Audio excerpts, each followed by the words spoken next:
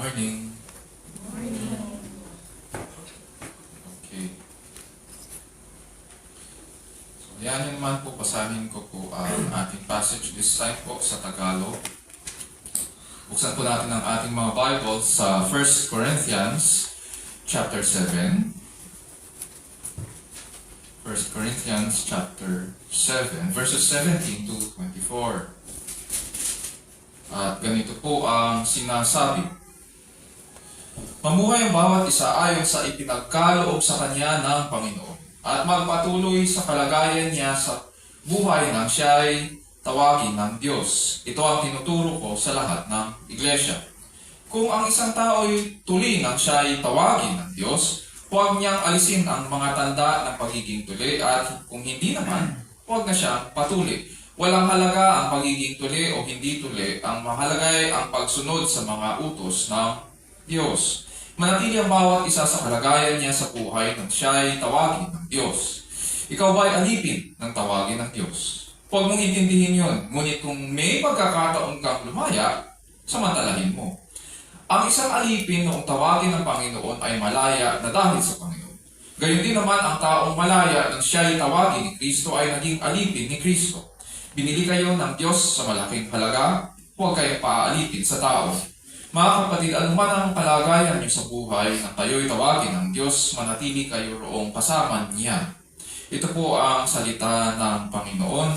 Purihin ang Diyos. Okay. Kapag pinag-uusapan po ang salitang calling, ano po ang pumapasok sa ating isipan? Some of us will probably think na ang ibig sabihin nito ay tinawag na maging pare o tinawag na maging pastor. Yun yung calling. Sabi nila kasi, ang calling daw or highest calling ay yung pagiging pare o pagpapastor, yung pagiging part ng clergy. Ganito ang paniwala nila noong Middle Ages. Pero hindi ganyan ang definition ng Bible. Others might say, may kinalaman po yan sa mga practical o hands-on na skills ng isang trade or job. Tulad ng vocational education and training, di ba? Or technical vocation. Sa atin ang tawag dyan, tech-voc. Sa katulad ng plumbing, di ba? Sa pagmemekaniko, sa carpentry, baking, etc. Parang tulad ng mga pinag-aaralan po sa TESDA. In the Bible, the work that we do is a gift from God. It is a sacred calling. If you are a husband or a wife, that is a sacred calling. Kung kayo po ay isang anak, that too is a sacred calling. If you are a father or a mother, that too is a sacred calling.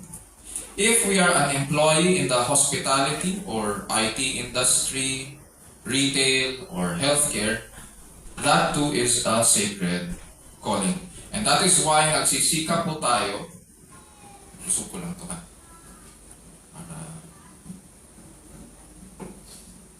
Para nasa gitna siya. That is why nagsisikap po tayo, nagsisipag at pinagbubuti po natin ang ating mga ginagawa. In recent years po, malamang nakita po natin ang pagsulpot ng dalawang mindset sa ating generation.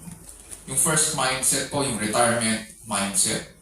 At usong-uso yan, especially sa mga nagtatrabaho, sa working, for those who are working. At nandyan din ang hustle culture. Sinasabi po ng hustle culture na ang tanging paraan para maging successful ay kung hawakan po ng lang. Hirap ako. Sige, hawakan natin. Yan. Sinasabi ng hustle culture na ang tanging paraan para maging successful ay kung sasacrifice natin ang ating personal time para sa success. Whatever, kung ano man yung definition natin ng success. Pero most often than not, ang definition po ng success sa hustle culture ay financial success. Pero, yun lang ba ang definition ng success? So, ang halimbawa ng hustle culture ay we will work 8 to 5 p.m. sa ating day job. Tapos, pwede pa tayong kumuha ng side hustle para maging extra productive tayo from 6 to 10 or 6 to 11 or 6 to 12. Ang question dyan, asaan na yung oras natin para sa ibang bagay? Napunta na lahat sa trabaho. Yun yung hustle culture. Kaya nauso yung salitang side hustle. Ang retirement culture naman, ganito ang mindset. Na kapag age 65 and above ka na, dapat successful ka na. Or hindi ka na nagtatrabaho. Dapat puro, na lang, happy-happy na. Puro pleasure or leisure, at saka self-indulgent lifestyle. In other words, dapat hindi ka no work, no pay. Dapat no work na lang. So, ini-enjoy mo na lang yung senior years mo dahil pinaghandaan mo yun nung bata ka pa. May mga nag-a-advocate pa nga na ganito. Hindi lang 65 and above. Kailangan retired ka na in your 40s. At may mga website na ganyan na tinuturo. Sabi nga nila, hindi raw bali mapagod ngayon basta makapagpahinga ka bukas. Ang nangyayari po sa mga ganitong klaseng kaisipan is that we fill out our hours and days with work as if that is all that matters. Parang yun yung importante lang. And everything else in our life is insignificant. Minsan nagigilty pa tayo na nagpapahinga tayo o nagsuslow down tayo kahit sandali lang para sa ating financial goals. The question is, ganito ba ang calling natin sa Panginoon? If even our jobs is a sacred calling, ganito ba tayo tinawag ng Panginoon? Ganito ba yung buhay na makikita natin sa scriptures? Is this the picture of Christian contentment in life? We ask these kinds of questions because underneath po the questions of contentment and joy in the Lord is a basic understanding of calling at saka purpose. Underneath contentment, hindi mo masasabi kasi na content ka o masaya ka sa Panginoon at sa buhay na binigay niya sa iyo kung hindi mo na iintindihan ang pagkatawag niya sa iyo at ang layunin kung bakit yan ang buhay mo. Ang ginagawa natin kasi ngayon, habol tayo ng habol sa kasiyahan, pero hindi natin inuunawa kung ano ang pagkatawag sa atin ng Panginoon. Hindi rin natin inuunawa ng maayos kung bakit tayo nandyan sa katayuan o kalagayan na yan at bakit ganyan yung buhay natin. Without, nasabi ko na to before, how can you say that there is happiness in this life if there is no purpose? God created us for His purpose. And what is that? Hindi ka pwedeng habol ng habol sa isang bagay na hindi mo nalalaman bakit nandyan yung bagay na yan. At saka habol ka ng habol, yung bagay na yan, which is happiness in this life and contentment, byproducts lang yan ng mga bagay na dapat gampanan ng tao sa mundong ito. Inahabol mo, hindi mo naman maintindihan. And therefore, fundamental sa atin bilang mga Kristiyano, and let me say as well, bilang mga tao, that it all goes back to God. An understanding of God and who He is. Kailangan masasagot yung tanong, bakit ba ako nandito? Sino ba ako? Bakit ba ako nandito? Ano ba pinagagawa sa akin? Mayroon ba akong dapat na gampanan dito at matutunan?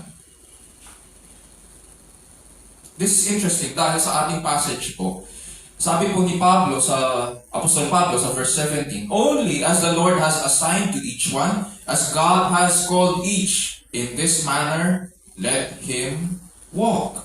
And then in verse 20 and verse 24, he restates this principle. Each man must remain in that condition in which he was called. Pero sa verse 34, dinagdag niya, may emphasis siya doon. Sinabi niya, each one is to remain with God. Ano kaya ibig niyang sabihin ito?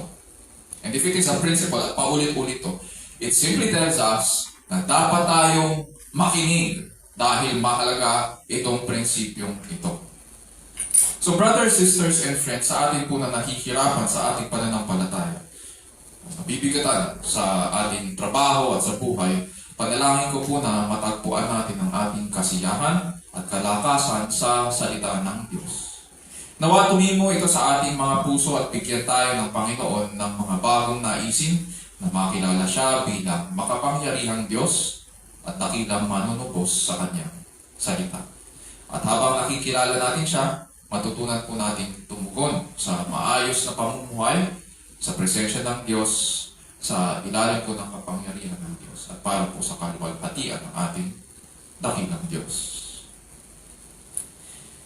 This sermon from 1 Corinthians chapter 7 is our last sermon sa ating series na God's Gift of Work. At ganito po ang magiging tanong natin sa scripture sa umaga ito. What are some principles to help us understand our calling and find our purpose in the life God has given us? What are some principles to help us understand our calling and find our purpose in the life God has given us? Brief background lang po dito sa aklat ng Corinthians or 1 Corinthians in this case. Noong panahon po ni Apostol Pablo, ang Corinth po ay kilalang commercial business district. Malamang ang salitang Corinth, before natin malaman ito sa Bible, familiar tayo sa subdivision na Corinthian Gardens. Pero hindi natin alam kung ano ba itong Corinth na ito. Ang Corinth po ay isang city noong unang panahon or commercial business district at red light district rin. Imagine, nandyan maraming mga businessmen, both sides kasi or either side ng city kasi, dahil ito po ay isang isthmus, ang both sides ng city ay daungan. So doon lahat ng mga businessmen at saka mga traders, doon sila pumupunta. Very busy ang lifestyle doon, pero hindi lang yon. Dahil sila po ay red light district, marami sa kanilang mga temple prostitutes. So kung gusto mo maging maayos ang business mo, mag-aalay ka sa templo. Sa pamamagitan ng pakikipag-sex doon sa temple prostitutes. So kilalang-kilala ang city sa pagan superstition at saka prostitution din. Noong sumusulat sa kanila si Apostol Pablo, there was social unrest also. Ayon po sa mga scholars, there was widespread food shortage, may taggutom, may mga riots, nagkaroon din ng panic buying, dahil it is said na may earthquake daw na nangyari doon sa city. May mga nagsasabi rin na nagkaroon ng mga persecutions din. Is it from Rome, from the pagans, or from the Jews? Hindi sinasabi. Pero in any case, makikita natin yung social unrest ngayon dito sa nangyari sa church. Sabi ni Pablo, I think then, sa verse 26 ng chapter 7, I think then that this is good in view of the present distress. Affected yung church doon sa mga pangyayari sa city. And agitated at anxious ang mga tao sa kanilang kinabukasan. Dahil hindi sila sure sa kanilang kinabukasan, anong nangyayari sa tingin natin? Parang katulad sa nangyayari sa atin ngayon. We are not sure kung saan tayo dadalhin itong mga pangyayari sa Middle East. Definitely, may mga naguguluhan. At merong mga iba sa church na ito bumalik sa dati nilang pamumuhay. Yung mga dati nilang pinaniniwalaan, dati nilang pamumuhay, binalikan nila yun. Imbis na magpatuloy sa pananampalataya. May mga members daw na mag-asawa na hindi na nila ginagawa ang kanilang marital responsibility sa isa't isa. When I say marital responsibility, I am referring to sex. So may mga nagsasabi, dahil ganito ang nangyari sa ating city at hindi tayo sure sa ating future, bakit pa natin gagawin ang sex? Napag-aralan natin in the past that sex is God's gift sa mag-asawa.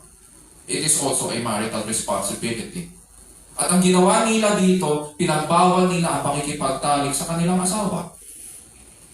Hindi lang yun. Mayroong iba sa church na nagtanong kung dapat bang mag-asawa ang mga walang asawa. Dahil hindi nga sure bakit pa ako mag-aasawa? O dapat ba raw nila hiwalayan ang kanilang asawa na hindi mananampalataya? So at the heart of the problems on remaining single, marriage at saka divorce in the Corinthian church, mayroong widespread discontentment sa kanilang marital, social at saka economic conditions, which Paul deals dito sa ating passage. Mapapansin din po natin kung paano gamitin ni Apostol Pablo ang mga religious at saka socio-economic examples na nagresulta sa division sa kanilang society. At iniingatan niya ngayon na hindi ito pumasok sa church. Which leads us sa verse 17. Only as the Lord has assigned to each one, as God has called each, in this manner let him walk. And so I direct in all the churches. Mapapansin natin na he begins this passage with the word only. Sa ibang translations, ang ginamit po ay nevertheless or except that. Parang mapapansin natin, kailangan nating makinig ng maayos kasi kung sinasabi niya, kung hindi mangyayari yung previous verses, or kung mangyari man yan, ito dapat ang inyong tatandaan. So this means na itong mga susunod na verses from verses 17 pababa hanggang verse 24, dapat natatandaan yung prinsipyo na umiiral dito. Yung konteksto na tinutukoy niya dito ay yung makikita natin sa verse 15 and 16. Backtrack lang tayo ng konti para maintindihan natin yung passage. Sabi niya dyan, yet if the unbelieving one lives, let him live. Ang tinutukoy niya dito ay yung marriage ng isang believer at saka isang unbeliever. The brother or the sister is not under bondage in such cases, but God has called us to peace. Pwede niyong i-underline yung God has called us to peace. For how do you know, sabi niya, O wife, whether you will save your husband? Or how do you know, O husband, whether you will save your wife? There were instances kasi po sa church na pareho silang pagano na makakilala sa Panginoon, pareho silang unbeliever. Tapos ang nangyari, in the course of their marriage, ang isa sa kanila ay tinawag ng Panginoon para makakilala sa Kanya. Sinasabi ni Pablo na ang pakikipaghiwalay o pag-divorce sa asawa ay hindi dapat nanggagaling sa isang Kristiyano. Hindi porket nahihirapan ka sa buhay mag-asawa ay option ang pag-divorce. O anong term nila? Pagsisira ng pagsasama ng mag-asawa. Hindi yun option. So as long as willing daw ang unbelieving wife or husband na magsama sila, it's okay. Blessing yung Christian sa kanyang asawa at sa kanyang pamilya.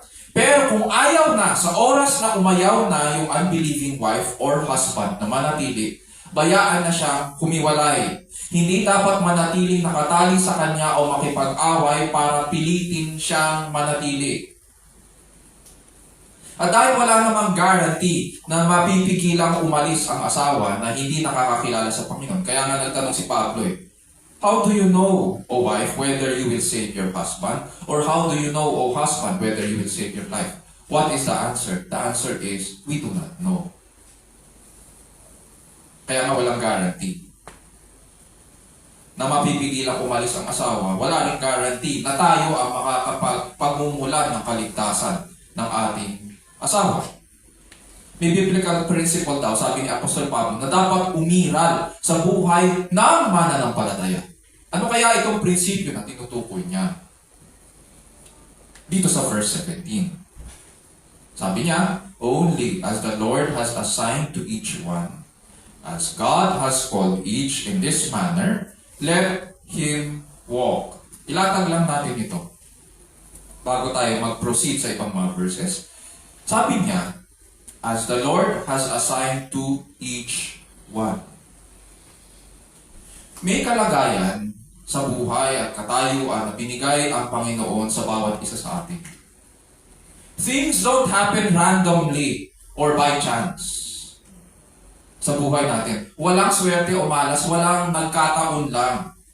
Walang coincidence. Our circumstances, our situation in life are all assigned by God. Diyos ang nagtatalaga pagkat Siya ang soberano sa lahat. Just as God is the God of history and the God over all of what is happening in our government today, God is also God over the lives of His people. Siya ang nagtatalaga sapagkat Siya ang hari ng lahat. Yun yung konsepto dito. Hindi tayo ang master ng destiny natin. We are not the captain of our soul. Although yun ang pilit na pinapadeclaim sa mga bata. Captain, my captain, or the master, ganyan-ganyan. Hindi tayo. So anong first principle na makikita natin dito? The first principle we will see here is that you belong to God and He is Lord over your life. You belong to God and He is Lord over your life. Tuloy natin yung passage na yun. Sabi pa ni Apostol Pablo, as God has called each. Ano kaya pinagkaiba nun? Yung assigning at saka calling. May connection ngayon ang assigning at saka calling. Diyos ang nag-a-assign ng iba't ibang uri ng buhay sa bawat isa sa atin. Iba't ibang uri, iba't ibang kalagayan at katayuan. Siya ang nag-a-assign nun. Siya naman ang tumatawag sa bawat isa sa atin para sa buhay na Kanyang inassign sa atin. Ang assignment o pagtatalaga para sa mga circumstances, dun yun. Ang calling ay para sa mga sumusunod kay Kristo. Okay? May assignment ng buhay, Diyos ang tumatawag sa atin para sa buhay na yun. Dito sa ating passage, 8 times binanggit ni Apostol Pablo ang call or called.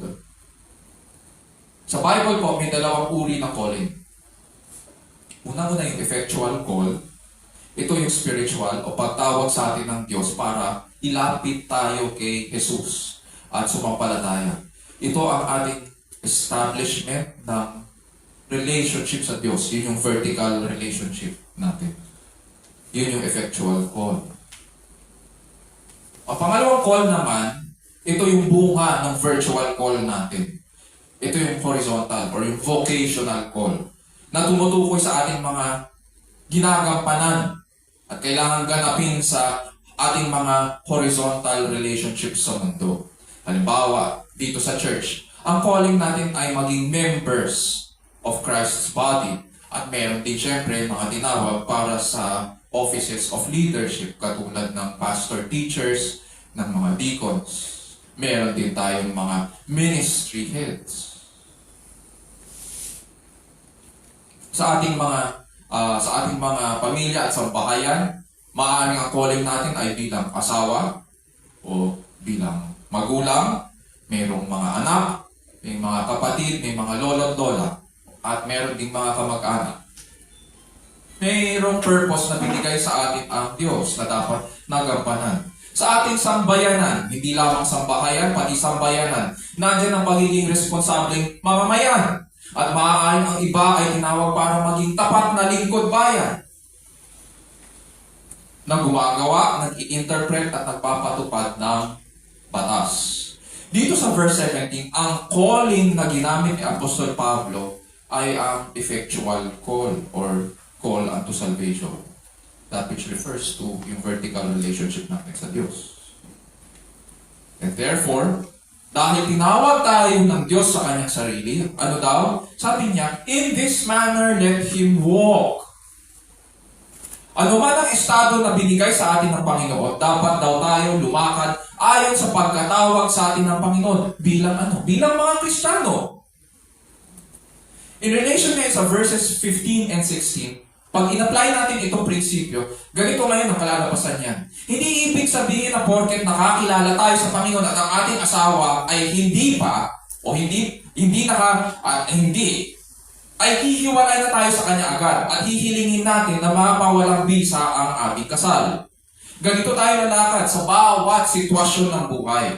Bilang mga tapat na sumusunod sa Kanya, sa Panginoon, ipapakita raw natin ang ating calling, yung vertical relationship natin sa Panginoon. Ano man ang ating kalagayan, ano man ang ating katayuan, ano man ang ating nararanasan at pinagdadaanan sa buhay.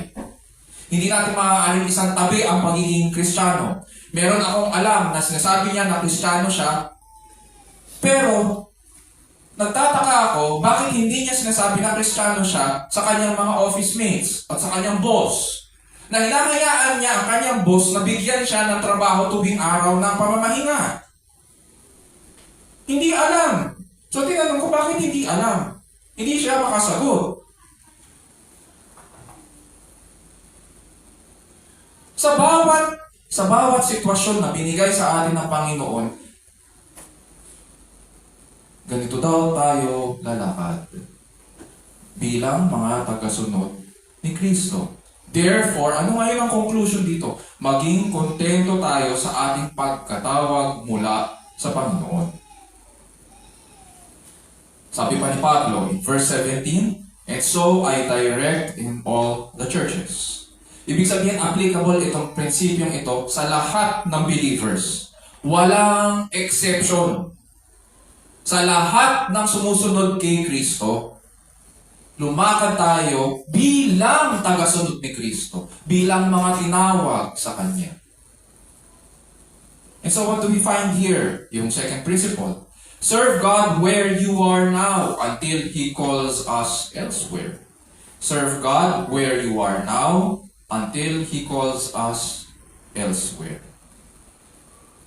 Tanungin po natin ang ating mga sarili. Asan tayo sa ating buhay noong tawagin tayo ng Panginoon? Tayo po ba ay estudyante at nag-aaral? Or first-time parent ba tayo building a family? Or tayo po ba ay recently naghahanap ng work sa iba dahil nag-lay off ang kumpanya? Or kung hindi naman, baka regular employee tayo. Tayo po ba ay dumadaan sa training dahil nasa process tayo ng career shift?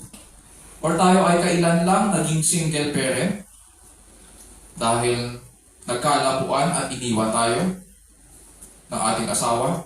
Kung diyan tayo nadatnan na tawagin tayo ng Panginoon, yan ang starting point ng assignment. Hindi natin kailangan mabahala sa ating katayuan o piliting baguhin agad ang ating kalagayan dahil lang naging Kristiyano tayo o dahil nakakilala tayo sa Panginoon. Hindi mo kailangan mag-resign agad sa trabaho o mag-asawa agad o mag-mission sa Marawi at sa Basilan para ibigay mo ang sarili mo sa Panginoon o maglingkod sa Kanya. Pero kung gusto mo mag-mission, ayan ang bakod mo. Sino ba ang nasa bakod mo? Ang pamilya mo. That is our mission field. Sila. Kung ano ang ating capacity or status na tawagin tayo ng Diyos, diyan tayo magsisimulang mabuhay at maglingkod sa Kanya. Yun yung prinsipyo. Punta tayo sa verses 18 to 24. In this section, Paul gives an example of the causes of religious division in the community that produce itong discontentment. No? Sa verses 18 to 20, yun yung religious division. Tapos from verses 21 to 24, yun yung socio-economic divisions. Punta muna tayo sa verses 18 to 20. Sabi yun dyan, was any man called when he was already circumcised? He is not to become uncircumcised. Has anyone been called in uncircumcision? he is not to be circumcised. Circumcision is nothing, and uncircumcision is nothing. But what matters is the keeping of the commandments of God. Each man must remain in that condition in which he was called.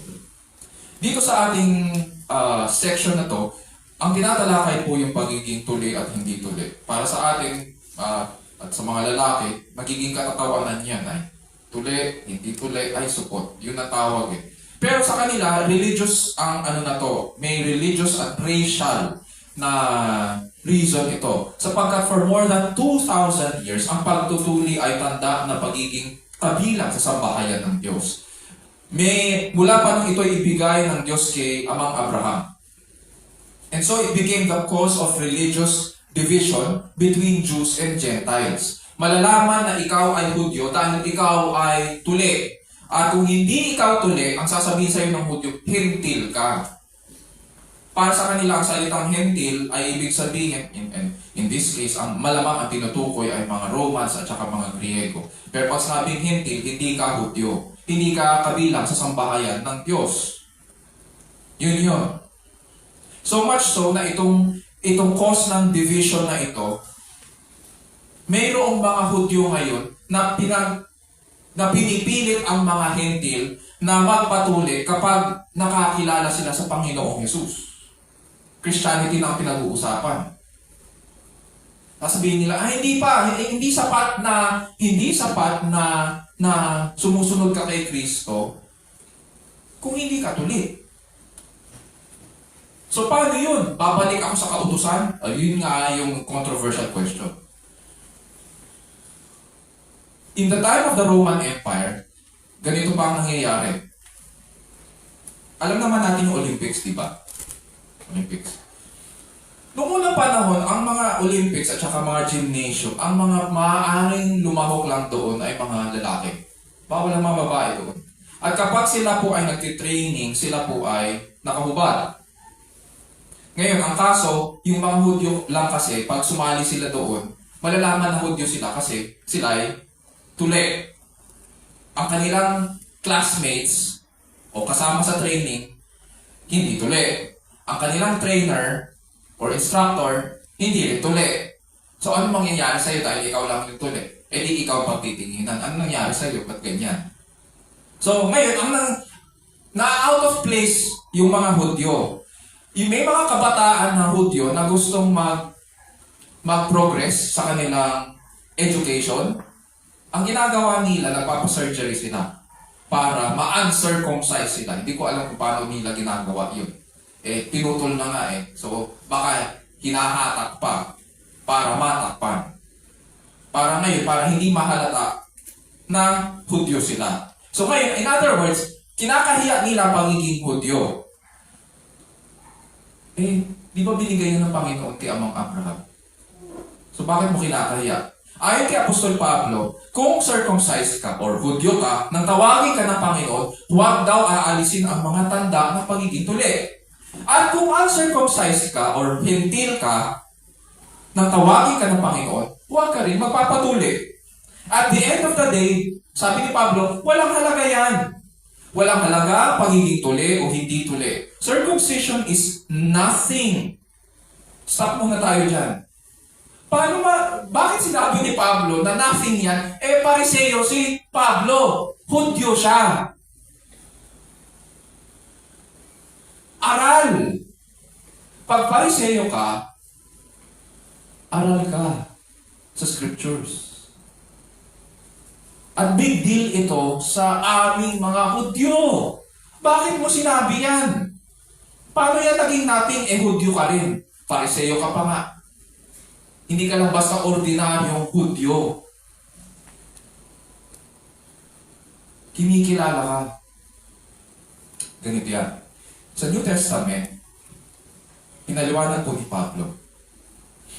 Sa Ephesians 2:13-16, sabi po niya, "But now in Christ Jesus, you who formerly were far off have been brought near by the blood of Christ.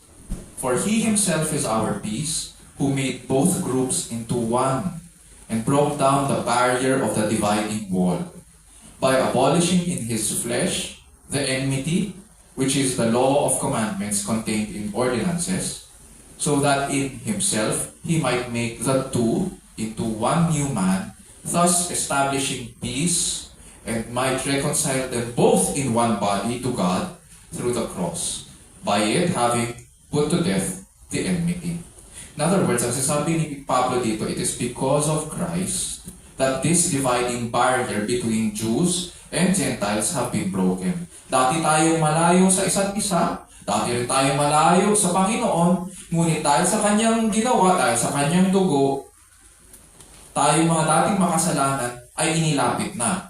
Hindi dahil tinapyas o inalis ang ating balat, kundi dahil si Kristo ang sinaktan at siya ang inalis sa lupain ng buhay para sa pamamagitan ng kanyang handog magkaroon ng kapayapaan. Giniba ni Kristo ang pader ng pagtutulik para pagkasunduin tayong lahat, Hudyo at Hentil, na magkakakilala sa Panginoon sa kanyang iisang katawan. Kaya ang mahalaga ayon kay Pablo ay ang pagsunod sa utos ng Diyos. Dahil ito ang magpapatunay na nakakakilala tayo at tinawag tayo ng Diyos na makakilala sa Kanya. Ito po ang kinalulugdan ng Diyos, and it doesn't matter if you are Jew or Gentile, circumcised or uncircumcised. Pagkatapos ng section na yon, binigyan niya ito ng conclusion. And he restates verse 17 dito sa verse 20. Sabi niya, each man must remain in that condition in which he was called. Hindi ibig sabihin ni Pablo na hindi natin maaaring baguhin ang ating katayuan sa buhay o kalagayan. O kung man yung role natin, hindi niya sinabi yun. To be clear, hindi po ito pagbabawal ni Apostol Pablo. This is not a prohibition of improvement or development. Kasi minsan, ang problema sa atin, pag nag-iisip tayo, ay, bawal yan. O ito, tapos magko-quote ng verse. Bawal kasi. Mag-iingat po tayo sa ating pananalita kung paano ba ini-express ng scriptures ang passages. Hindi tayo pwedeng magbawal na hindi naman pinagbabawal. Hindi rin natin pwedeng sabihin na pwedeng gawin yan nang hindi naman sinasabi na pwedeng gawin yan. Ang punto ni Pablo dito, hindi ito pagbabawal. Ang punto lang niya, steady lang. Chill lang. Chill. Kung saan ka nadatnan ng Panginoon na tawagin ka niya, na makakilala sa Kanya, diyan ka magpapatuloy. Diyan ka lalago. Huwag kang nagmamadali. Huwag atat. So, huwag tayong mabalisa at magmadali na para bang walang Diyos. May oras, may panahon para maghanda sa iba pang pagbabago na ipagkakaloob sa atin ng Panginoon. Bayaan ng bawat isa ay manatili doon sa pagkatawag na tinawag sa Kanya at maging kontento tayo sa Panginoon at sa mga pagpapala Niya. This leads us to verses 21 to 24. So pagkatapos talakay ni Apostol Pablo ang pinagmumula ng religious discontentment, inilarawan naman niya dito ang pinagmumula ng socio-economic division na nagbunga sa discontentment in the community. Verses 21-24, ganito po ang sinasabi, were you called while a slave? Do not worry about it. But if you are able also to become free, rather do that. For he who was called in the Lord while a slave is the Lord's freedman. Likewise, he who was called while free is Christ's slave. You were bought with a price, do not become slaves of men. Brethren, each one is to remain with God in that condition in which he was called. Sa church at Corinth, mayroong mga Kristiyano na alipin nang sila ay makakilala sa Panginoon. At hindi sila naging kontento sa kanilang sitwasyon. They were consumed na dahil sila ay naging malaya kay Kristo spiritually, kailangan din daw sila maging malaya socio-economically. Sabi ni Pablo sa kanila sa verse 21, were you called while a slave? Do not worry about it. But if you are able also to become free, rather do that. So huwag kang mabahala. huwag kang mag-alala na ikaw ay nananatiling alipin nang tawagin ka ng Panginoon. Kung ipagkakaloob ng Panginoon na magkaroon ka ng pamamaraan at ng pagkakataon na maging malaya, go ahead. Pero hindi raw dapat tayo abala-abala sa idea na dapat mabago ang aking patayuan. It is not everything. Bakit? Bakit niya maaaring ngayon, iisipin natin. So, kung sinasabi ni Pablo na kung pagkakalob ng Panginoon yung pagkakataon na yon, bakit niya nasasabi yon? Na dapat natin, okay lang, na samantalahin natin yon. And at the same time, huwag mag-alala sa mga bagay na ito. Verses 22 to 23. He goes theological. Sabi niya, he who was called in the Lord while a slave is the Lord's freedman. Likewise, he who was called while free is Christ's slave. You were bought with a price, do not become slaves of men. Noong unang panahon, may maraming degrees ng pagiging slave. Yung pinasa kanina ng ating kapatid, sabi bond servant. Yung bond servant yun yung pinaka mababa na alipin ng panahon yon. Ang freedman naman, yung tinutukoy niya dito, iba yung sa freeborn. Pag ikaw ay freeborn, ito yung mga Romans na pinanganak sa isang pamilya na walang alipin sa kanila. Hindi sila alipin. Pinanganak silang malaya. Kaya nga freeborn. Pag sinabing freedman, itong status na ito ay dati kang alipin at sa tulong ng iyong amo o Panginoon, naging malaya ka. Kaya nga freedman. Hindi sinabi ni Pablo na ikaw ba ay freeborn? Hindi. Freedman ka ba? So, pinalaya ka. Dati kang alipin, pinalaya ka sa tulong ng iyong amo. At sa kanyang kalayaan daw, patuloy siyang naglilingkod sa kanyang amo, pero hindi na alipin ang turing sa kanya. Okay. Sabi niya, kung ikaw ay alipin, socio-economically, nang tawagin ka ng Panginoon, tandaan mong pinalaya ka kay Kristo. Ito na. Kung ikaw naman ay malaya, nang tawagin ka ng Panginoon, tandaan mong alipin ka raw ni Kristo. Okay. Binali-baligtad na niya. Bakit? Kasi within the church, may mga mayayaman. May mga freeborn, may mga freedman, at mayroong mga alipin doon sa church na ito. At ngayon, aligaga ang ilan sa kanila na baguhin ang kanilang estado sa buhay. Sabi ni Pablo, ngayon, kung ikaw ay alipin ng makakilala o natawagin ka ng Panginoon, tandaan mo, pinalaya ka kay Kristo. Ngayon, nais ko naman kausapin ang mga malaya. Kung ikaw ay malaya nang tawagin ka ng Panginoon, tandaan mo, alipin ka ni Kristo. Alipin ka, pinalaya ka.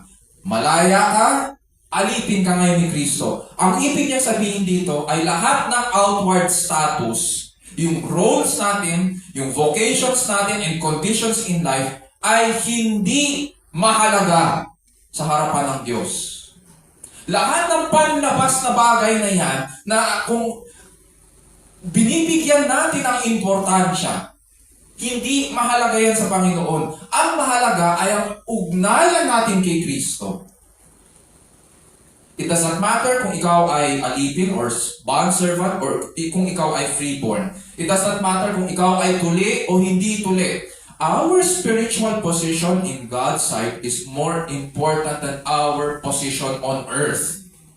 Uulitin ko. Our spiritual position in God's sight is more important than our positions on earth.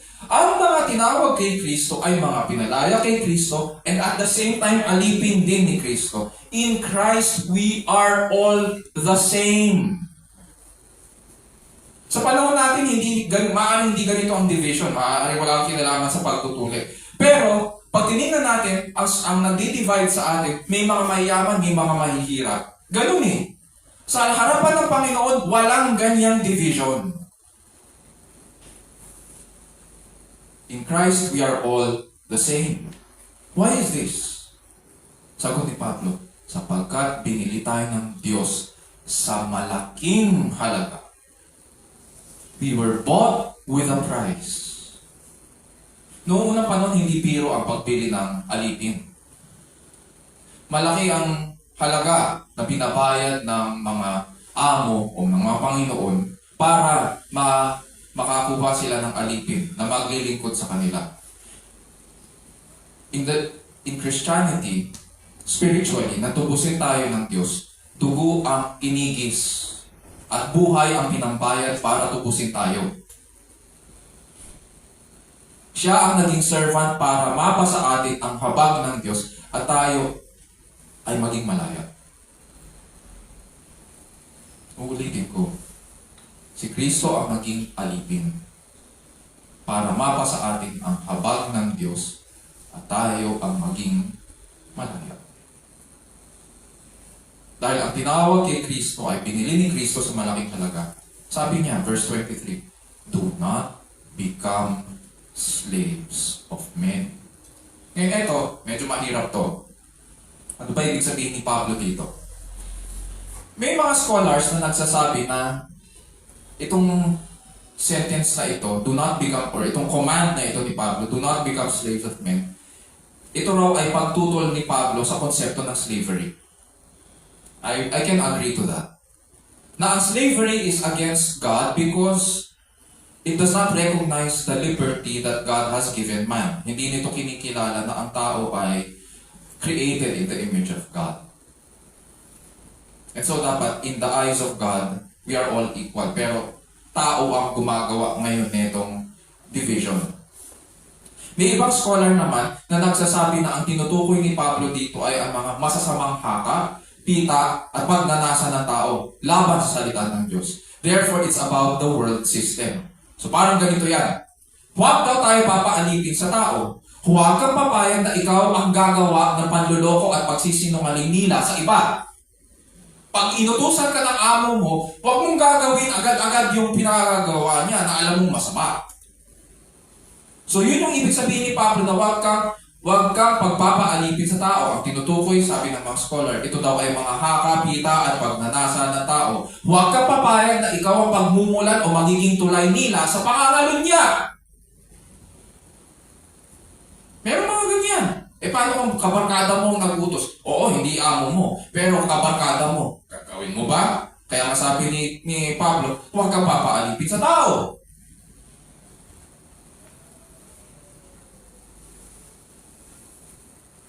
Hindi lang yun. Huwag ka rin magpapagamit sa panggigipit ng kumpanya sa iba. May mga boss at kumpanya na magpapagawa o mag-uutos ng mga unethical at saka immoral na bagay sa kanilang mga empleyado. Just because alam nila na kailangan ng kanilang empleyado ng trabaho. O dahil geared ka for promotion, ngayon gagawin mo ang lahat para ma-promote ka. At kapag hindi mo ginawa yung unethical o immoral na bagay na hindi ka mapopromote, o hindi mo makukuha yung trabaho. Huwag kang papaalipin sa tao. Natandaan ko bigla yung interview ko sa isang malaking kumpanya. Ang tanong sa akin, okay ba sa'yo na mga babae uminom, magsugal? Sabi ko, hindi. Kasi ganun yung nature ng trabaho namin. Alam ko sa construction kayo, bakit kayo nakapunta dyan?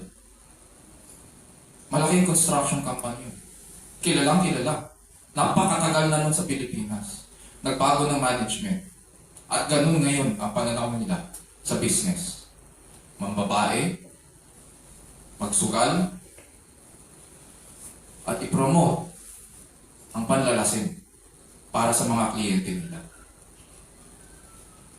Huwag kang papaalipin sa tao. Ngayon, ang naging accusation sa amin dalawa ni Jovi, masyado raw kami naging sobrang Kristiyano.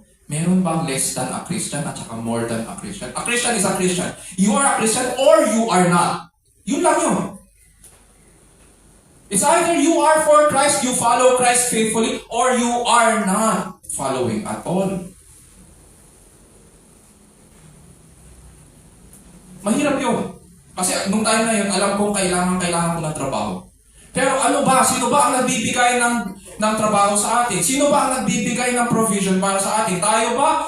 Hindi ba ultimately ang Diyos ang nagbibigay? So bakit ako magtitiwala dahil ito ang ino-offer ng tao? Kung ganyan ang binibigay, huwag kang papaalipin sa tao. Diyos pa rin ang magpo-provide. Huwag kang makikipamatok sa kanilang kasamaan.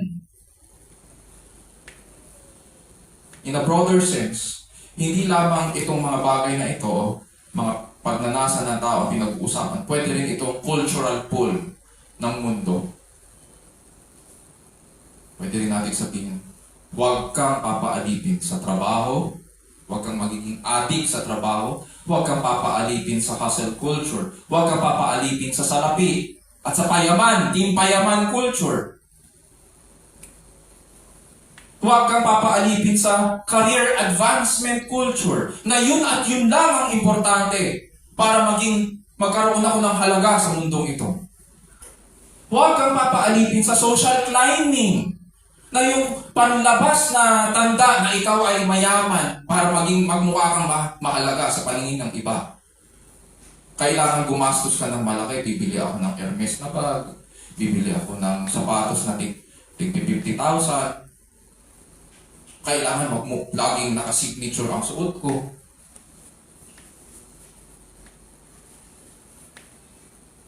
Huwag kang papaalipin sa mga team lakbay culture. Ay, lahat ng kabarkada ko nakaikot na sa iba't ibang lugar sa mundo. Kailangan ako naman din ay makasabay.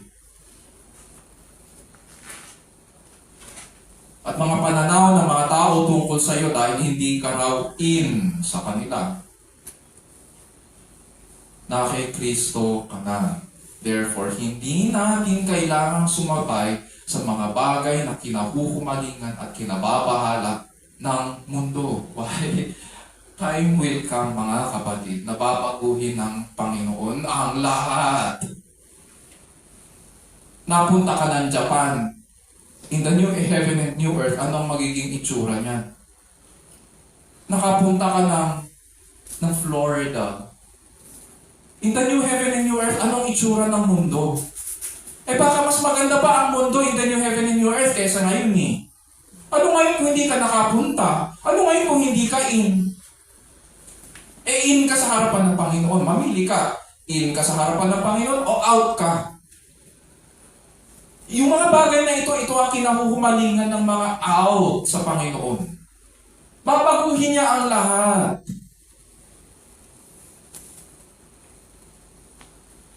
Therefore, hindi natin kailangang sumabay. And so Paul echoes the principle he began with. Sabi niya, brethren, each one is to remain with God in that condition in which he was called. Notice, sabi niya, dito, dinagdag niya, each one is to remain with God. Sa ibang versions, ang ginamit, abide with God. Sa Tagalog, manatili sa Diyos. His point is that ito yung purpose ng principle na ito. Ang purpose natin, kung bakit tayo tinawag ng Diyos, ay dapat manatili tayo sa Kanya. Ito yung purpose natin. Ito yung magpapasaya sa atin. Hindi pwedeng, katulad ng sabi ko pa niya, hindi pwedeng habol ka ng habol sa mga bagay sa mundong ito at ini-expect mo na maging masaya. Knowing na ang lahat ng bagay na hinahabol ng mga tao sa mundong ito ay masisira patungo sa kamatayan. Paano mo nasabi na may kasiyahan doon? Lahat papunta sa kasiraan.